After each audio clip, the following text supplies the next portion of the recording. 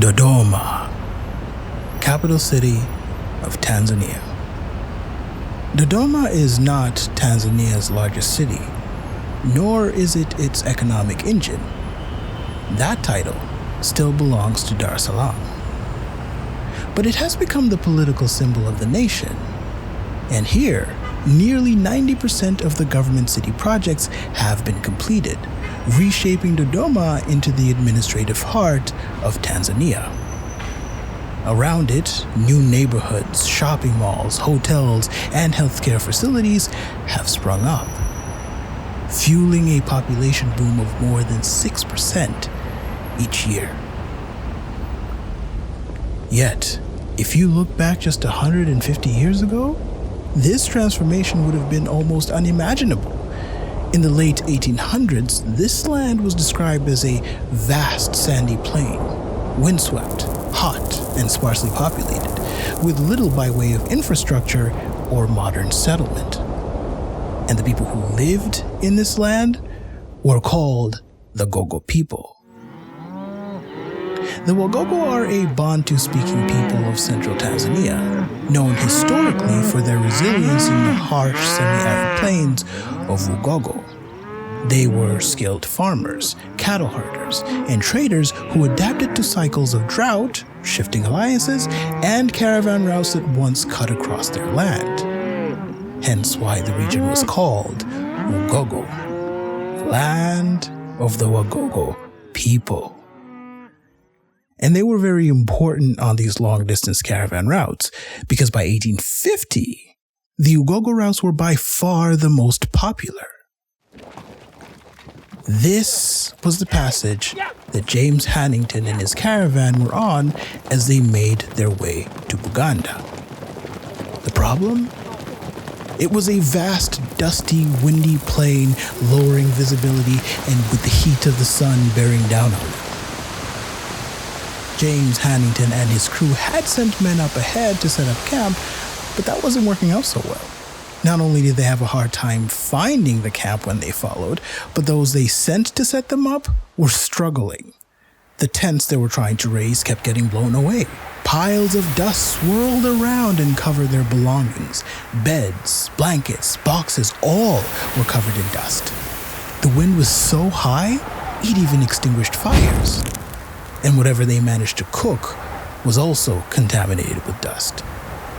Hannington frustratingly wrote, open quotes, "It is bad enough in a hot climate to have dust in your hair and down your neck and filling your boxes. But when it comes to food, and every mouthful you take grates your teeth, I leave you to imagine the pleasures of tent life in a sandy plain." Close quotes. They pushed on. Water was also very difficult to find. At one point, they found a borehole. But that excitement soon turned to immense disappointment when they realized how disgusting the water was. It had a dreadful taste, like animals and vegetation had fallen in and putrefied. No amount of filtering, boiling, cooking, or anything could get it out. In fact, Hannington commented that everything they used the water for was flavored with it. I'm talking coffee, tea, soups, you name it. It was just utterly bleh. Part of the reason of this disgusting water was that they were passing through an area called Marenga Mkali, which translates to bitter water. The bitterness of the water had something to do with the saline content in it. But it was well known that after leaving Mpwapwa, you entered an area on the eastern edge of Ugogo where water was not only hard to find, but when you did find it, it was undrinkable. Marenga Mkali was most likely uninhabited for this reason. And so experienced travelers learned to avoid these disgusting pools of water. Given the situation at Mpwapwa that food was scarce, and most likely water, that's probably why they had to settle for whatever it is that they could find in this area. And soon, Hannington fell so ill. He was so incredibly ill that they had to stop for 3 days while he recovered. Open quotes. "I now had severe attacks of fever every day, and at length we were compelled to come to a standstill, for I was far too ill to be moved. My life hung in the balance for 3 days. I was so weak that the mere fact of a headman in kindness coming in and sneaking a few words of kindness to me brought on a fainting fit. And on another occasion, I nearly succumbed from moving across from the tent from one bed to another. Close quotes. Despite these setbacks, Ugogo proved to be some of the most amusing travel experiences of the young priest.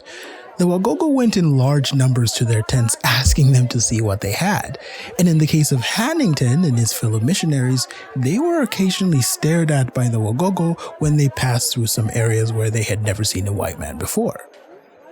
When the caravan would set up camp, they would crowd around his tent and stare inside day after day, like he was an animal in a zoo, giving him no privacy. The Ugogo would also ask him amusing questions. For example, they would say, "Are those your feet, white man?" pointing to his boots. Hannington would respond, "No, gentlemen, they are not. They are my sandals." "Yeah, but do they grow on your feet?" "No, they do not." At which point he would rip off the boots and show them his feet, and they would erupt in a chorus of surprise. Some commented that he wasn't beautiful, but that he was amazingly ugly, while others said his nose was shaped like a spear. These comments were really quite something, to the point that they forced Hannington to personally reflect on his own perspectives. He would later write, open quotes, "Fancy a set of hideous savages regarding a white man, regarding your uncle as a strange, outlandish creature, frightful to behold." Close quotes. He then addresses the readers. Open quotes, "You little boys that run after a black man in the park and laugh at him, think what you may come to when you grow old. The tables may be turned on you if you take to traveling, just as they were with me." Close quotes.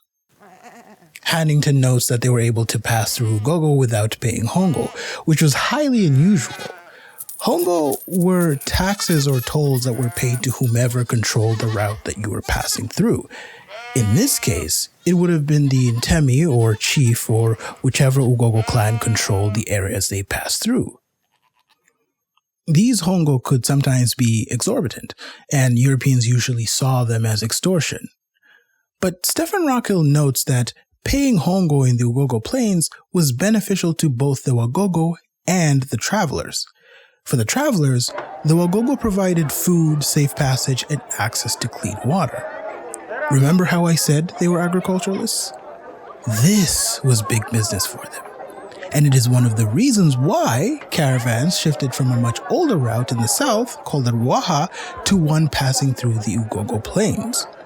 The Wagogo were capable of supplying food to large numbers of caravans passing through. And for water, they guarded and controlled wells that came in handy during the dry seasons. Refusing to pay them resulted in them attacking caravans and or sealing off every available resource to you in the land. So paying them hongo was extremely beneficial to the survival of your group. Would you like to take your chances on your own? Go for it. But seeing as they didn't pay hongo or tolls, they must have toughed through it on their own. This is what I initially thought to myself, until I read E.C. Dawson's book on James Hannington, and he confirmed indeed that Mr. Stokes, the European showing them the way, had found a route to avoid paying the toll. And by some miracle, they made it through. But their journey was far from over, for to get to the next major stop, they had to pass through what seemed like a desert plateau. This is most likely the place called Ngundamkali, aka the Fiery Field. Ngundamkali was a dull, uniform bush or forest on the way to the Unanyembe trading town. I guess depending on the season you arrived in, it could look very different. In the wet season, Hannington described it as a beautiful jungle with blossoming foliage and many animals and birds of every kind. In the dry season, though, it was brutal. There were no animals to be seen, no trees to provide shelter, no water, which meant there was no stopping when passing through there. Stopping meant lost time. Lost time meant hunger and thirst. And that is where Hannington's crew began to find themselves. Reverend Ashe, who traveled with Hannington, tells us that the journey had to be crossed within 6 days. And during that time, they had to carry all the food they would need for that trip. This is sort of similar to Marengamkari, which meant carrying food, which would not spoil, and also rationing it enough to last those days. With the amount of walking and carrying things, so much energy spent, food was bound not to be enough to cover those 6 days. For the porters, their food was carried in a calico cloth wrapped around their waists. Truly, how much food do you think you can carry in that thing for 6 days? And so, fights broke out between some of the men as the rations slimmed. Hannington had to step in the middle of them. Now do you see why they call this place a fiery field?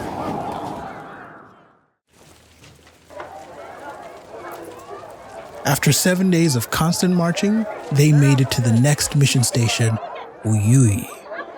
This was September 3rd, 1882. While Hannington was hoping for a few days' rest, he was suddenly struck with a severe case of dysentery. For those who don't know, dysentery is a gastrointestinal disease caused by bacterial or parasitic infections. It brings on feelings of nausea, vomiting, fever, diarrhea, and stomach cramps. That should give you some idea of how he felt. Now, the caretaker of the CMS mission station, Mr. Copplestone, said in a letter to writer E.C. Dawson that Hannington had drunk the water from his well, saying it was cool and refreshing. And it was right after that he suddenly fell ill. I presume he didn't boil it and just drank it straight away, probably because he was so thirsty after walking through the fiery field. In an attempt to treat it, he was given carbolic acid by the Jesuit priest at Unyanyembe, which was quite risky, because while carbolic acid had great antiseptic qualities when used externally on things like wounds, you risk corrosion and poisoning when you ingested it unless you heavily diluted it. But apparently, it worked, alleviating the symptoms but never fully treating the disease. Hannington became delirious with fever, often shouting things which didn't make sense as he suffered. In one instance, his fellow missionary Reverend Ashe recounts how he shouted out as he sat by his bedside, "He has come!" "Who has come?" Reverend Ashe asked.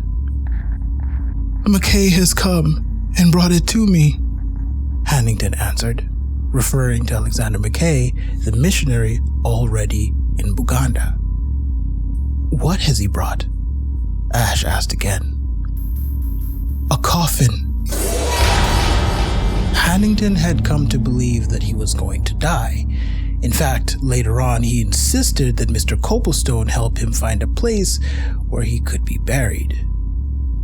The caravan ground to a screeching halt at the Uyui mission station. Time was passing as they waited for James Hannington to recover, which clearly wasn't happening. So, the other members of the mission now faced the need to make a decision. Should they leave their leader, James Hannington, behind? And on September 13th, 1882, after a council meeting, they agreed to go on without him.